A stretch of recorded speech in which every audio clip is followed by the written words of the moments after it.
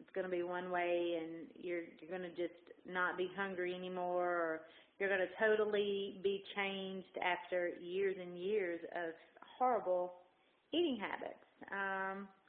So I've been doing a lot of self-searching, and as I was taking my walk this morning, I listened to Banded Wendy this morning, and she talked about finding your food monster. And honestly, that is exactly what I'm trying to do, is find my food monster.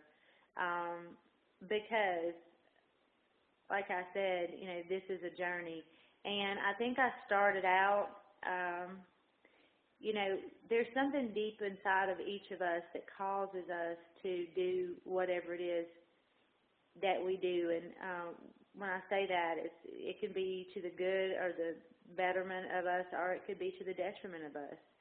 And some of us have habits. Some of us have addictions. There's one thing is a habit, and that's where you're just used to doing something, and you just have to change your thought process. Maybe doing it 3 weeks, and then they say it takes 3 weeks to break a habit. But and then there's some things that you're an addict to, and when I came on this journey, I came into the journey knowing that I was a food addict. I have compulsive eating disorder, and I had lived in denial my whole life over that because for a lot of things. Eating was socially accepted in my family. I come from a very strong Christian family, which I'm very thankful for, because my spiritual life is the most important thing to me. But sometimes you get into the pattern of, well, it's wrong to do this, it's wrong to do that, but it's okay to eat. And eating was killing me. Eating was putting me in personal hell. And I would obsess over food. I would stay away from my friends, and I wouldn't want to be involved in certain activities because I wanted to get alone by myself, and I wanted to eat. So when Wendy talked about the food monster this morning,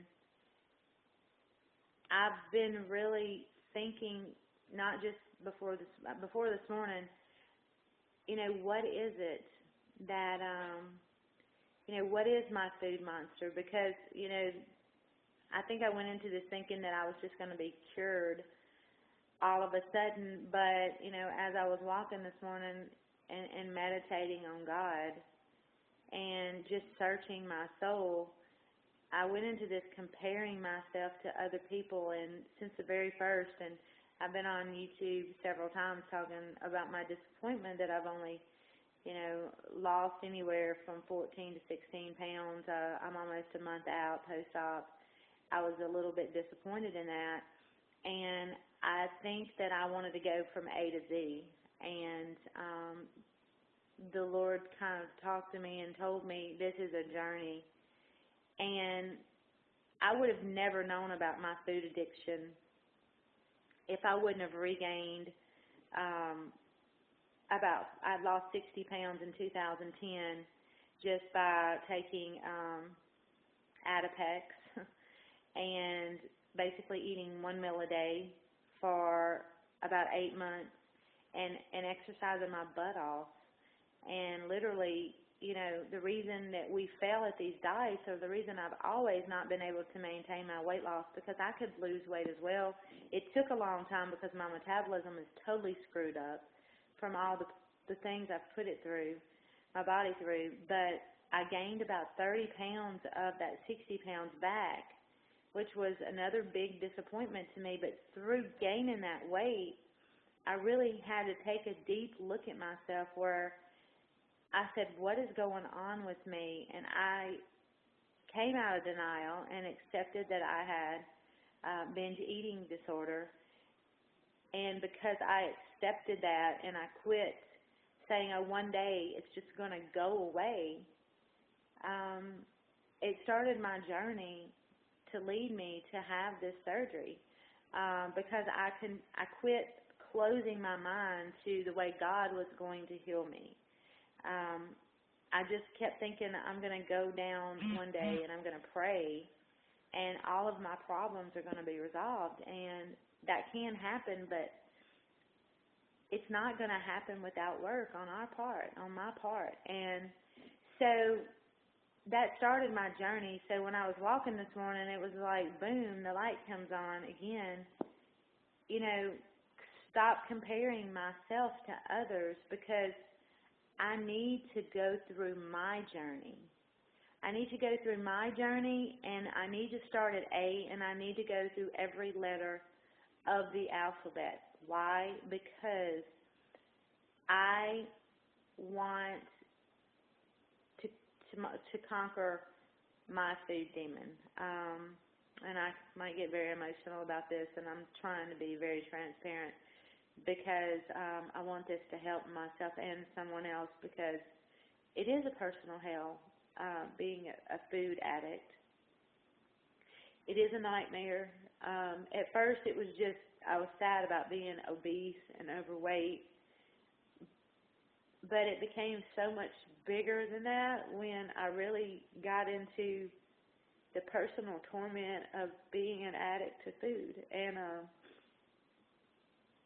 I really, when I finally accepted that I was a food addict, and I was not in control of my feelings and my emotions, that is when I literally had to go deeper inside myself. So that's this journey of me, you know, maybe taking my time and losing this weight. My body has been so jacked up from all the different weight loss programs. I mean, I've lost weight so many times. This is not my first diet. I've had gastric sleeve a month ago, but this is not my first diet. I have been obese since I've been 9 years old. I have been using food to comfort me, to give me relief, and it gives me relief and it gives me hell and pain all at the same time. And that's what addiction does.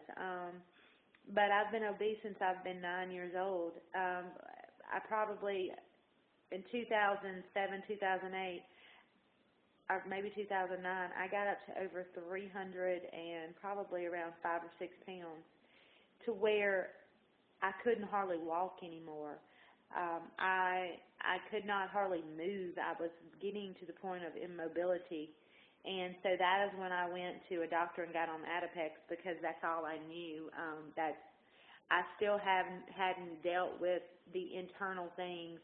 And so, you know, I did lose 60 pounds. And I had gotten to where I was starting to run. I'd probably gotten down to around 230 pounds. But what happens is when life hits me, you know, and I get a setback, well, boom, it takes me down to my same old habits, same old routines of going to food. Food for emotional issues, comfort. So I was really trying to think, what is my food monster? What is my food demon? I'm on a journey.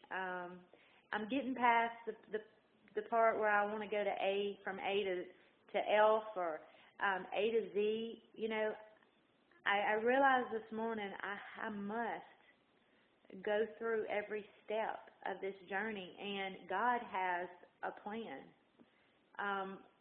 for that, and He always has a plan for each and every one of us. So we don't need to compare ourselves, and we need to know whatever it is that we're going through, it's because God is trying to show us what our deepest desire is. And my deepest desire is to have the victory over eating binge disorder, number one.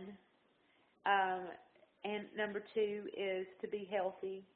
And number three is to feel good about myself and to love myself. Love the person that I am. And so I was thinking, what, you know, I got to dig deep here. What is it? And the first word that came to my mind was inadequacy. And I have always, because I was obese since I was 9 years old, I I did not play sports. I've always been a person that had friends. I could make friends fairly easy. There's always going to be people that don't like me. That's fine. I used to worry about that, but I'm over that now. But comparing myself to others is the second thing, inadequacy. Comparing my life and my journey and myself to others. I try to deny it and say that I don't do that, but I do. Even when I started this weight loss process, I compared myself to others. And when I started the 12-step program before I even had the surgery for the eating binge disorder, it really showed me that we spend a lot of our life blaming others. There are things that happen to us that are not our fault in life. And, a lot of that, the way our parents did us, and not my parents in general, because I had great parents, but they were older when they had me. And I had a wonderful family. But, my mom did expect me to be perfect because that was my personality. She expected more from me because I showed potential of a person or a child that, there was something in me at birth. We all have something in us when we're born, and, I think that's a lot of reasons, but I blamed my family, I blamed life, I blamed situations, I blamed, other people, whatever, and I finally realized that they are excuses. We have truth, and I have to get real, and the only way that I am going to be able to get real is I'm going to have to go through this journey. From step A to every letter in that alphabet. And it's going to be one step at a time. And the only place we can start is at step 1. There's no other place to start but at step 1. We can't fast forward because we're detrimenting ourselves. I have detrimented myself because, always on weight loss, I've starved myself because that is the only thing that worked for my metabolism. That is the only thing that got me from A to Z, in 6 months or in 7 months. And that is why that I would not keep my weight off. It's because I wanted it now. I want it yesterday. I have no patience. I am a salesperson. I want it now. And that is the kind of person that I am, which that's good in some ways, but in some ways you can't have everything now. In some ways you have to learn, I've had to learn to be patient. And I have not learned that yet. I'm not sitting here saying I've learned it. I'm saying that I am on a journey to conquer my food monster. And I've dealt with inadequacy within Lynn, me feeling inadequate. There's something in me that makes me feel inadequate, and when I feel that, I want to put something in my mouth because I'm overwhelmed and I cannot be perfect. And because I cannot be perfect, I want to eat. Now, I know I do that. I don't know why. I'm on a journey to discover that. I am an all or nothing type of person. My nutritionist told me that. My exercise partner, my exercise person that's working with me, she told me that when I speak in an all or nothing. If I blow it on one meal, I'm going to go ahead and blow it for the rest of the day. That's how I've always been. So, anyway, I think this video is getting kind of long. I'm not going to continue to bore you with some of this because this is my journey, but hopefully I want to really, really get real. That's the only way we can do it, people, is to absolutely become transparent and get down to the core of and the root of of this process, because this is a new epidemic, obesity. I get so tired of hearing about the alcoholism and the drug problems, which I don't get tired of it as far as I'm sick of hearing about people that have that addiction. I'm tired of the world accepting